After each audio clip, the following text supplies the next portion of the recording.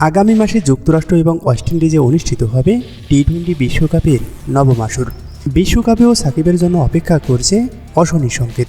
কী সেই অশনি সংকেত, আসুন দেখে নেওয়া যাক।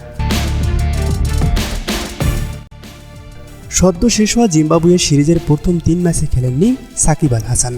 2 ম্যাচ খেললেও ব্যাট হাতে তেমন কিছু করতে পারেনি মিস্টার 75। অবশ্য বল হাতে নিয়েছেন 5টি উইকেট।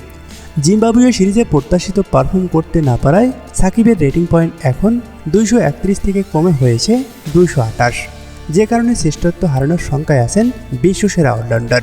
বুধবার আইসিসি টি-20 র্যাঙ্কিংয়ের সাপ্তাহিক হালনাগাদ প্রকাশ করে। সেই তালিকায় দেখা যায় সাকিব আল হাসান ও শ্রীলঙ্কান তারকা ক্রিকেটার ওয়ানান্দু হাসারাঙ্গার রেটিং পয়েন্ট সমান 228। অলরাউন্ডারদের তালিকায় শীর্ষে আছেন সাকিব ও হাসারাঙ্গা। আগামী মাসে টি-20 বিশ্বকাপে সাকিব যদি প্রত্যাশিত পারফর্ম করতে না পারেন, তাহলে হাসারাঙ্গা, মোহাম্মদ নবী অথবা সিকান্দার রাজার কাছে অলরাউন্ডারদের তালিকায় শীর্ষস্থান হারাতে পারেন সাকিব আল হাসান।